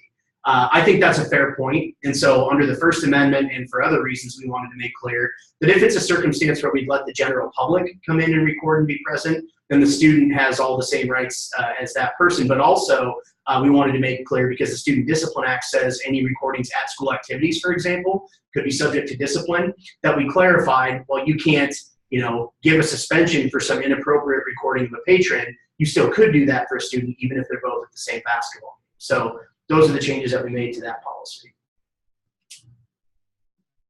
Good news, the change to 60/20 is a big nothing burger. Rule 10 they just reworked how they were wording their multicultural education stuff, so we tweaked our policy to track what Rule 10 says.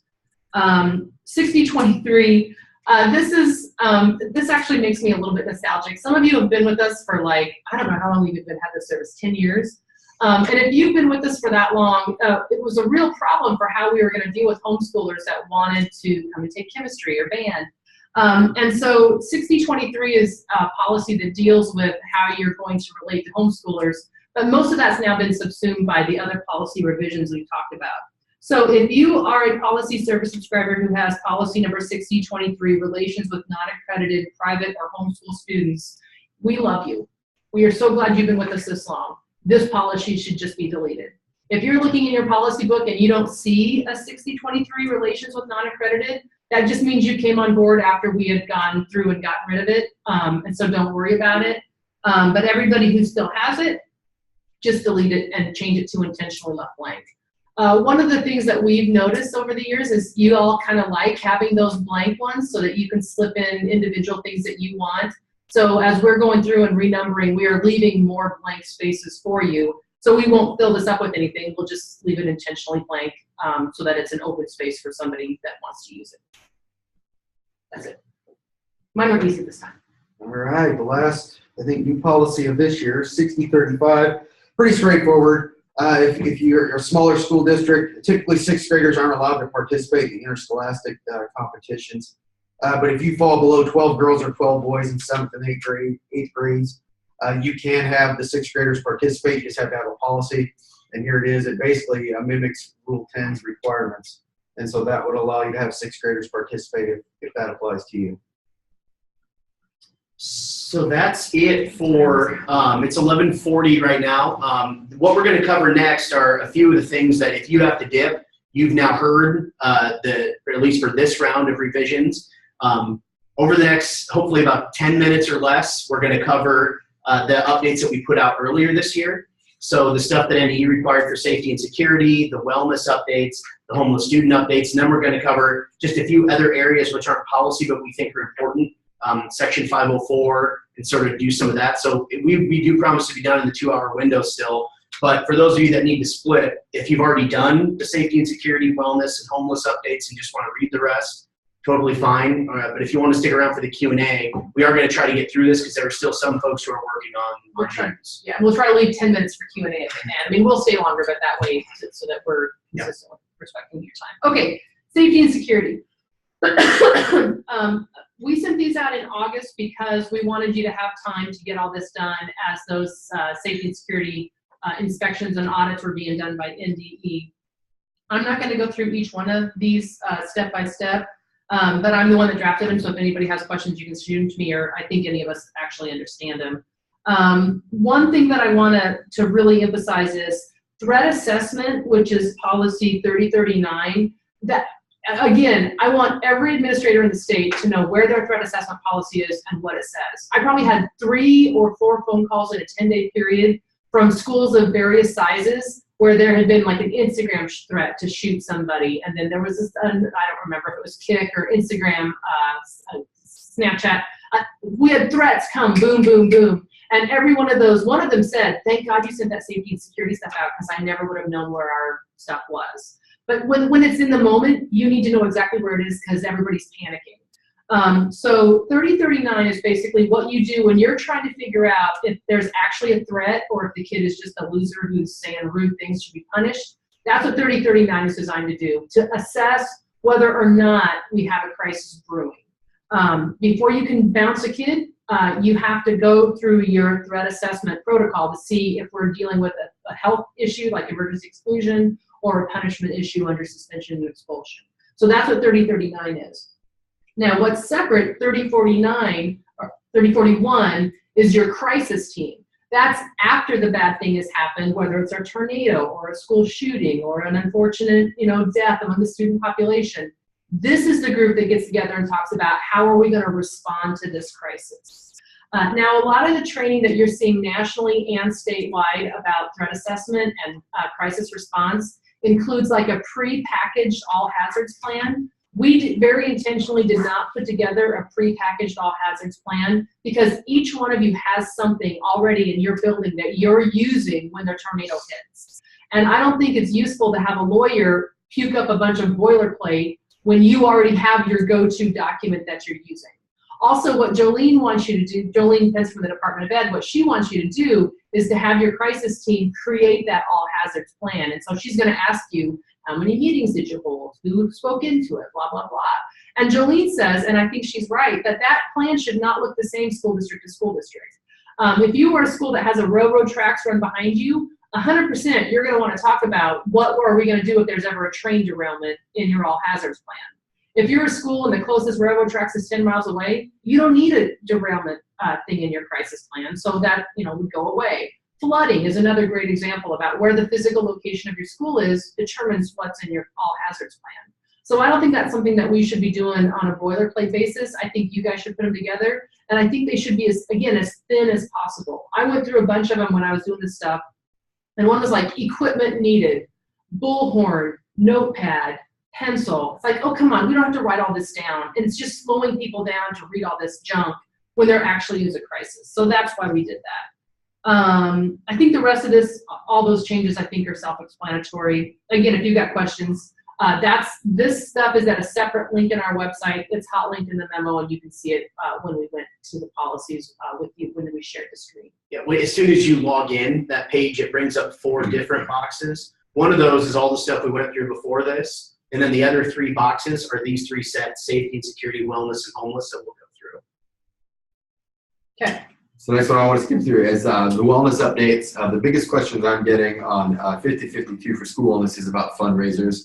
NDE is allowed to issue exceptions to the Hunger, Free, and Healthy Kids Act of 2010. They haven't issued any exceptions for fundraisers yet. So they could issue one next year as the policy evolves. But right now, fundraisers are subject to all of the healthy snacks guidelines during the school day. As soon as the school day is over, the school store can still sell candy bars and that kind of thing. It just can't be competing with school meals or be sold during the school day. The only exception they have for that is take-home foods like frozen pizzas or tubs of cookie dough. Anything that's not going to be consumed at the school isn't considered a competing food, so you can buy those and take those home. Karen, we're laughing at this, but they keep using this container of cookie dough that won't be consumed at school. We look at each other and go, I that get thing's that. gone in an hour tops. So we don't understand that example. But anyway. That's the example the USDA gives, and I've been programmed to recite. The school meal policy, 3012, the biggest thing was just that there's a notification requirement for what you're going to do when a student's account is negative. So either you're going to give them the free meal, you're going to send a notice letter home and give them a free meal, you're not going to give them any food after so many free meals have been accrued. They just want, parents have to be notified if there's a danger that their kid is going to miss a meal, and that's the Hunger Free Kids Act provision there. Those are the 2 biggest questions I'm getting. If you have any other specific questions, feel free to email me about the wellness stuff. And I would emphasize again on the school wellness, Ours is skinny. Our policy is skinny, and that was intentional. In the policy, we give you a link to the federally suggested policy, and that's another one. You can make that thing 20 pages if you want. I mean, if you truly want to have a more aggressive policy with more rules and bells and whistles, you absolutely can. We put in the minimum that's required to meet the directives of those regulations. But we go with the lean and clean, and that's what you have. But if you want to be more aggressive, you certainly can, and we gave you a link to an example for that. And this is the stuff that's due coming up here, right, in June 30th, July 1. So for those of you who haven't addressed this with your board yet, we're anticipating there will be some influx of questions about, you're kidding me, we can't have a bake sale over noon hour anymore, that sort of thing. So those more practical questions, send them all to Tim.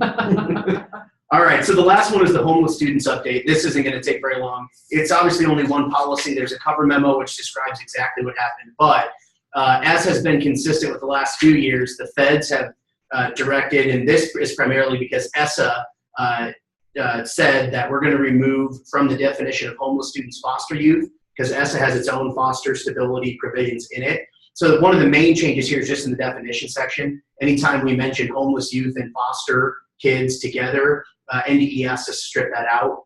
But the second set, which I think is probably more important, although not more practically important for all of you, is that they now have a list of duties that they want your homeless liaison to be able to perform.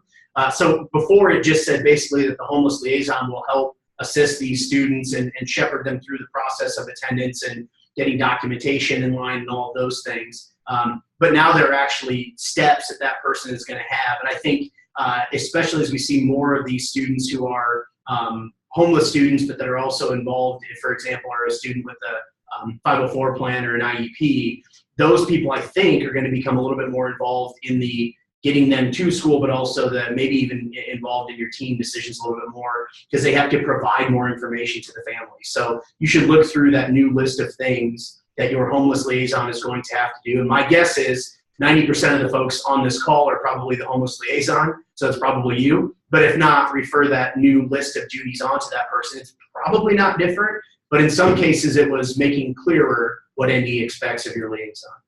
So we ran this policy by NDE, as we have all the rest of them, as many as we can anyway. So my hope is that you will get the blessing on this one if you have a review of this by NDE. The next two are mine. They added dyslexia as a special verification in statute. But if a parent comes waving around a prescription pad that says kid is dyslexic, that does not mean you have to automatically write an IEP that names dyslexia as the verified disability, because NDE is going to have to open up Rule 51 to add dyslexia and have what the criteria are. I just mentioned this because if you have a parent that's insisting that their kid be verified as dyslexic, this year for the 2017-18 school year, if the kid does have a discrepancy that's verifiable in their reading ability, you would still verify them as SLD reading. And if the parent is adamant that the word dyslexia be used, put it in the parental concerns section of the IEP so the word dyslexia can appear. The whole thing is stupid, and I won't tell you how irritated I am about it. But so anyway, we should help kids that have reading deficits. The label doesn't matter, except that people that can diagnose dyslexia have now figured out they can make a lot of money by making you pay them to verify your dyslexia. That's the short answer. The Section 504 ADA Title II procedures. This is not required. The Office for Civil Rights were asked to see your procedures for the ADA and 504 if they come in and do an audit or if you get a complaint filed. So we decided to send them out to you to have your board consider whether they want to adopt them. We also get a lot of questions like what is a handy guideline to give our staff about 504, and so that's this set of 504 procedures has been submitted to OCR for approval. That submission has been pending for more than a year because OCR is in chaos right now. So I'm 99.9% confident these will pass muster with OCR, and if they don't, we'll change them and send them all out to you.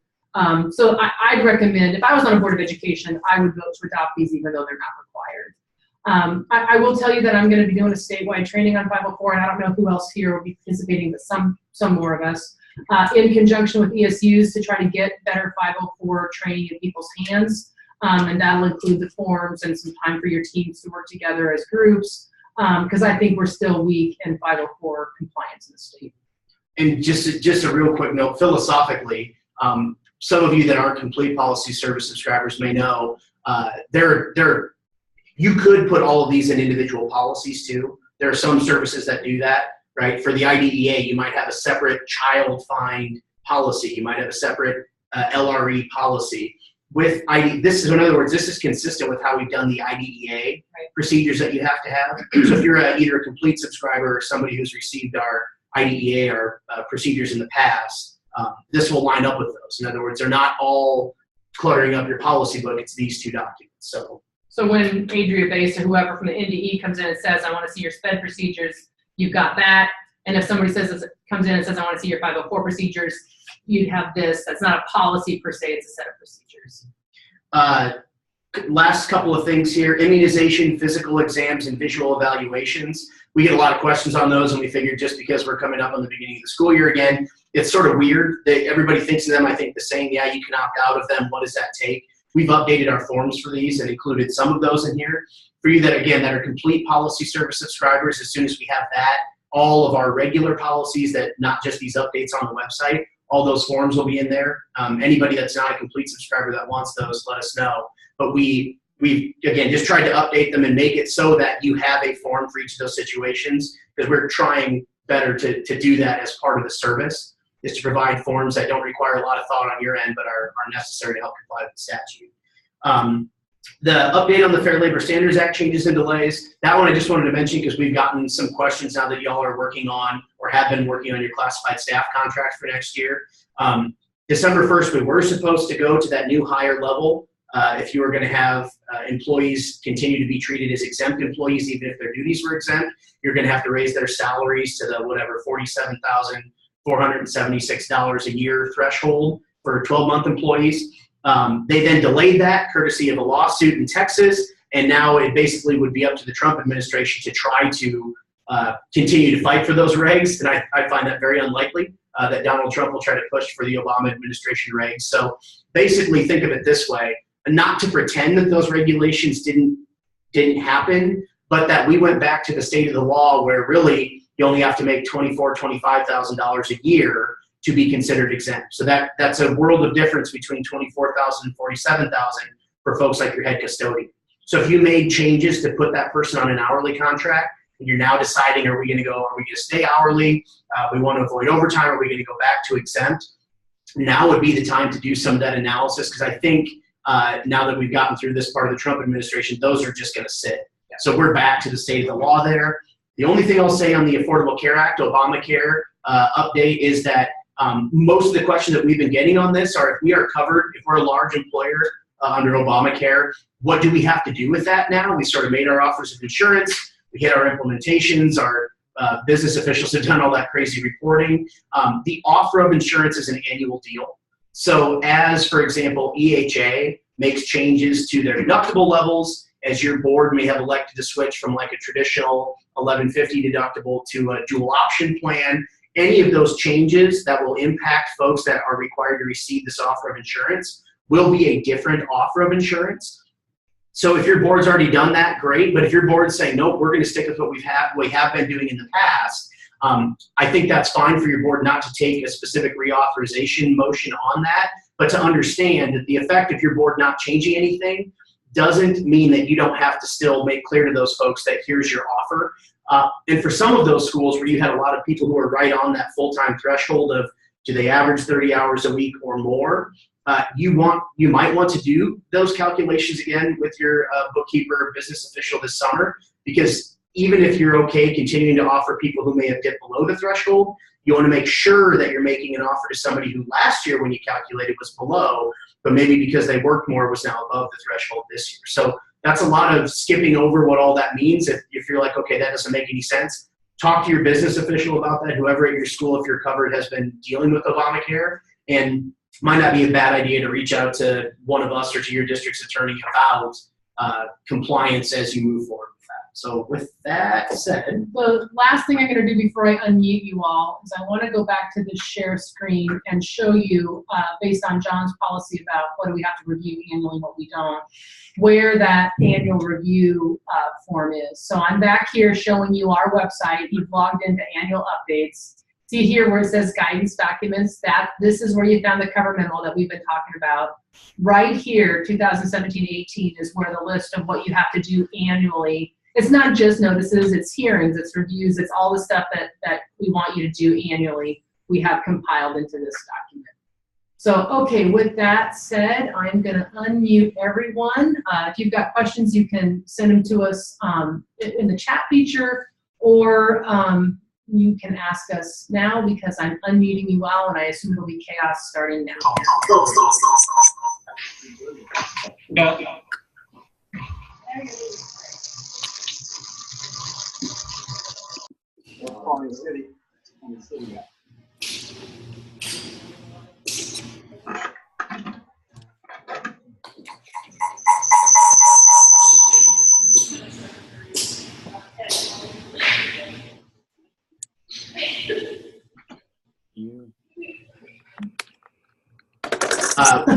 True.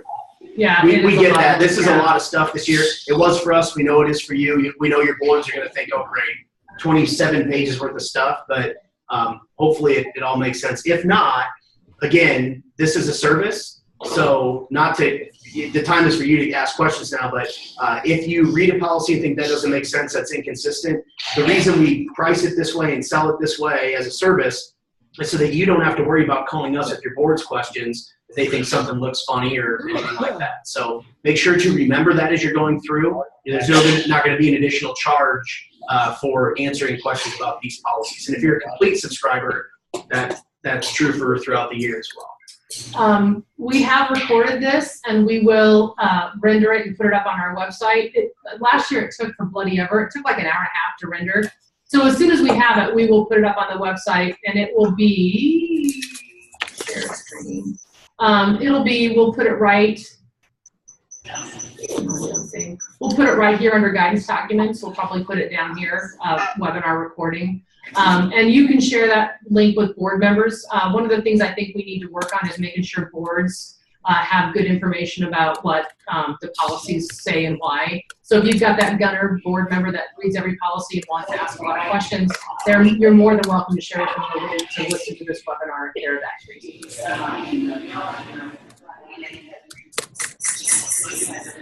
Oh, what is it? Oh, sorry.